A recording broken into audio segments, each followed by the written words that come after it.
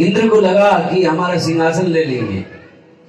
इंद्र सदैव भयभीत रहता है और इंद्र हमेशा तपस्वियों से डरता है और उनके तप को नष्ट करने के लिए कभी वो अप्सराओं को भेजता है तो कभी कामदेव को भेजता है।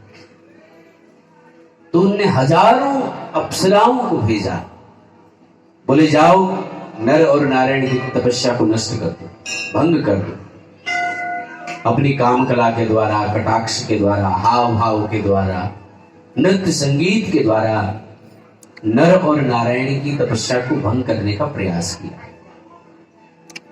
लेकिन इसके बाद भी नर और नारायण के मन में कोई विकार नहीं आया। क्यों नहीं आया?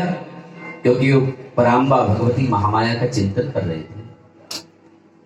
जो भगवती महामाया का चिंतन करते हैं ना, उनके मन में लोभ, क्रोध, मोह ये सब लिप्त हो जाया करता है।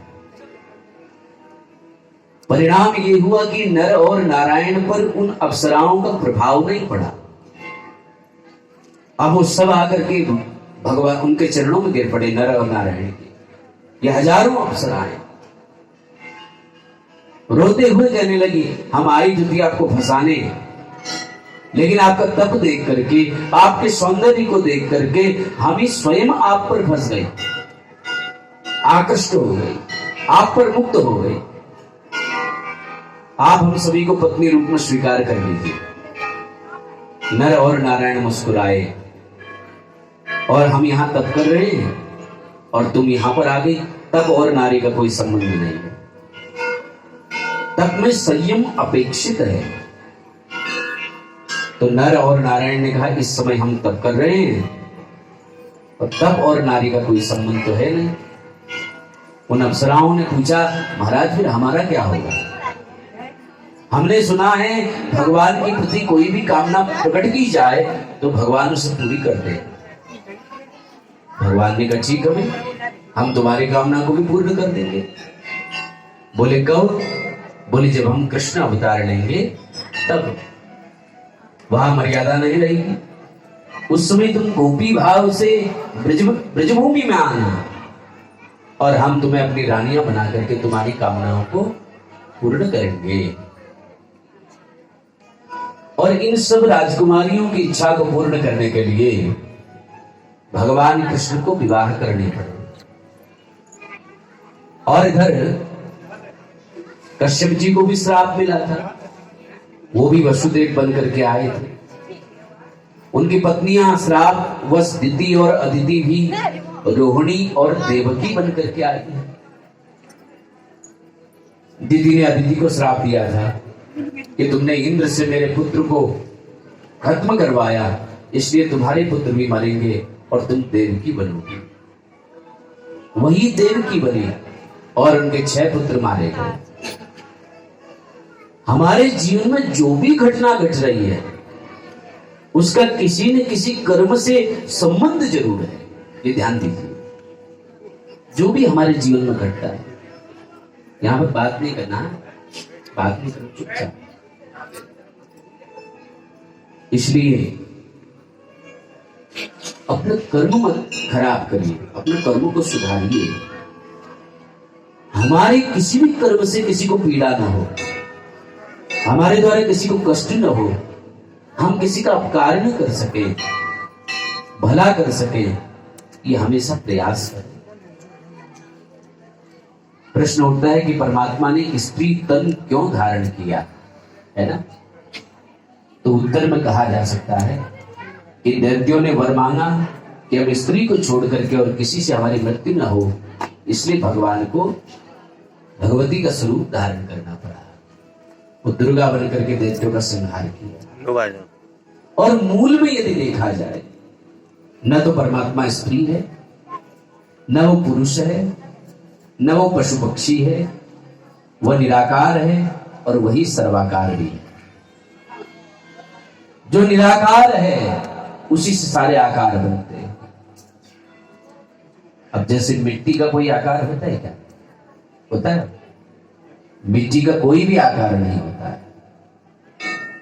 लेकिन उसी को लाकर के यदि चाक पर रख दिया जाए तो उसी मिट्टी से सुरही बन जाती है, उसी मिट्टी के परात बन जाती है, उसी की प्याली बन जाती है, उसी का कुल्हड़ बन जाता है, अनेक प्रकार के पात्र उससे बन जाते हैं। हम जैसा चाहे वैसा आकार बना लेते हैं, कुम्हार जैसा चाहेगा वो आकार बना लेगा। इसी प्रकार परमात्मा मूल में निराकार है, लेकिन भक्त उसमें जैसी आकृति की कामना करता है, भगवान वही स्वरूप बना करके प्रकट हो जाते हैं, और भगवान को भक्त की कामना पूर्ण करनी पड़ती है। लेकिन मूल में वो निराकार है, ध्यान देना। क्या है? निराकार है। वही भक्तों की भावना के स्वरूप, जिसने जिस रूप में जिस भावना में पुकारा, भगवान उसी भाव में सर्वाकार बनकर के प्रकट हो जाते हैं। तो यही कारण है परमात्मा कभी राम बनते हैं, कभी कृष्ण बनते हैं, तो कभी भगवती पराम्बा बन जाते हैं। और अगर भगवान कृष्ण रूप में क्यों आए भाई? इसका भी कारण हुआ। वसुदेव जी का विवाह किसके साथ हुआ? देवकी के साथ में होना सुनिश्चित हुआ। पृथ्वी ने भी गौ का रूप धारण किया और ब्रह्मा जी के पास आई और कहने लगी कि प्रभु, इसी प्रकार पाप का धर्म बढ़ते रहा तो मैं रसातल में चली जाऊंगी। तो ब्रह्मा जी पृथ्वी को लेकर के भगवान नारायण के पास गए और भगवान नारायण से यही बात कही कि प्रभु आप अवतार धारण करो। भगवान नारायण ने कहा मैं भी स्वतंत्र नहीं हूं, जब तक पराम्बा भगवती का आदेश नहीं होगा मैं अवतार नहीं ले सकता।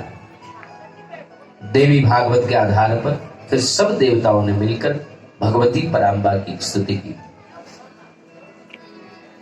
शक्तिम बिना हरिहर प्रमुखा सुरासो विचकितम नैवेश्वरा विचलितम तप देवी देवी मातर नकाश्म भुवनार्ति हरे प्रसीद सन्नो विधिर्कार्य मिदं गया। है ना? देखो, शक्ति बिना हरिहर प्रमुखा सुराश्च, बिना शक्ति के न हरि है न हर है और न कोई देवता है। मां की स्तुति की तब मां करुणाग्र हो गई, दयावान हो गई और प्रसन्न हो गई, और उन्होंने भगवान नारायण को आदेश दिया कि आप वसुदेव और देवकी के वहां प्रकट हो जाएं और मैं योग माया बनकर के यशोदा के सामने प्रकट होती हूं, और जिस समय आप देवकी के सामने कृष्ण बनकर के प्रकट होंगे उसी समय में यशोदा के वहां योग माया बनकर के प्रकट हो जाएंगे और फिर पूरी लीला में तुम्हारा सहयोग दूंगी। दुष्टों का संहार होगा और तुम्हारे यश का विस्तार होगा। देवकी और वसुदेव का विवाह हुआ और जो ही बारात विदा होने लगी, कंस विदा करने जा रहा था तो आकाशवाणी हुई कि अस्याया अष्टमो गर्भो हंतायाम बहसे बुधा। बोले अरे मूर्ख, जिस बहन को तो विदा करने जा रहा है ना, उसका 8वां पुत्र तेरा काल होगा, उसका 8वां गर्भ तेरा काल होगा। कंस ने सुनते ही तुरंत देवकी को मारने के लिए तलवार निकाल ली, परंतु वसुदेव जी ने युक्ति निकाली और देवकी को बचा लिया। आप जैसा राजा स्त्री पर तलवार उठाता है हमारा, और वो भी आपकी बहन। और दूसरी बात, विवाह के समय स्त्री वैसे भी लक्ष्मी स्वरूपा होती है। शास्त्रों में नारी को और गाय को अवध्य कहा गया है, इनको मारना नहीं चाहिए।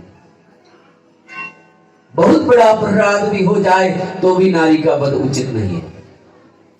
और फिर ये तो आपकी बहन है, और विवाह के पावन समय में इसके हाथों में मेहंदी लगी हुई है और इसने कोई अपराध भी नहीं किया, और आप इसको मार रहे हो। एक काम करो,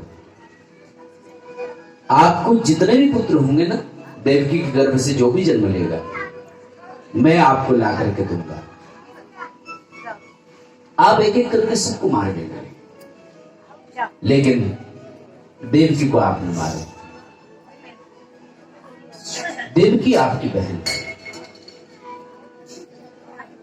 और इस प्रकार देवकी और वसुदेव को कारागृह में बंद कर दिया।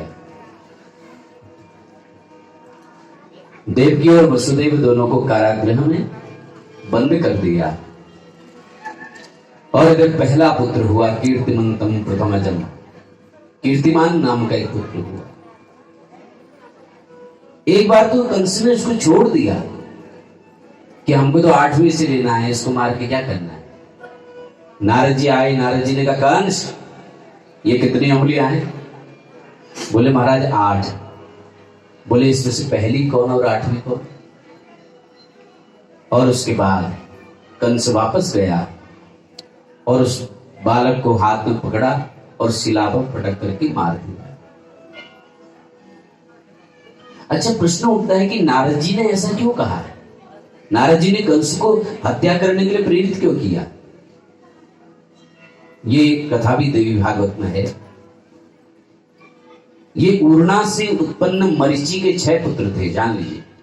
कौन? मरीचि की पत्नी थी उर्णा।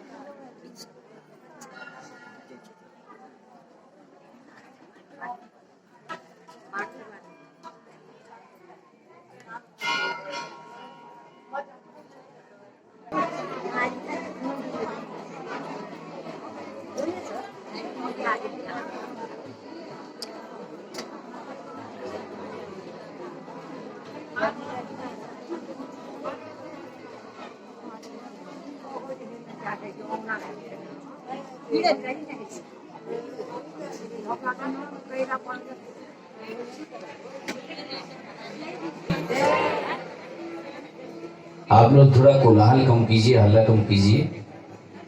और अगर आप कोलाहल कम करेंगे तो आनंद आएगा कथा में भी। आप सुनिए प्रेम से। माधवी मन भाविनी ज्ञान वैभव दायिनी, माधवी मन भाविनी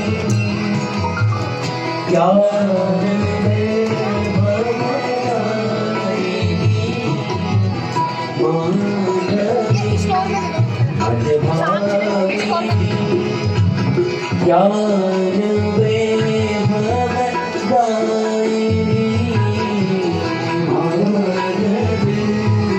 मन भाविनी ज्ञान वैभव।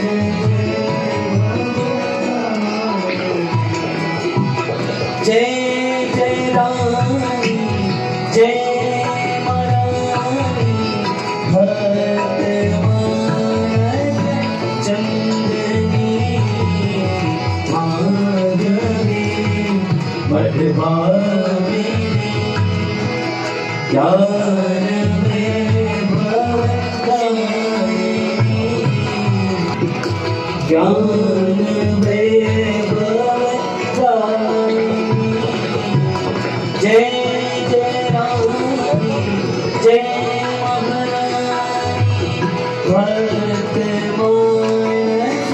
चंद्रनी, माधवी मन भाविनी ज्ञान